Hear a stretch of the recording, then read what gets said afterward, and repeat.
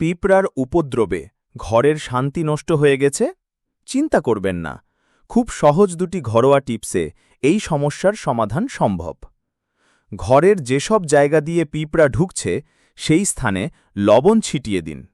লবণের গন্ধ ও গঠন পিঁপড়াকে দূরে রাখে। বিশেষ করে রান্নাঘর বা খাবারের আশেপাশে নিয়মিত লবণ ছিটিয়ে দিন। লেবুর রস ও পানির একটি মিশ্রণ তৈরি করে স্প্রে বোতলে ভরে নিন। তারপর পিঁপড়ার লাইনে ভালোভাবে স্প্রে করুন।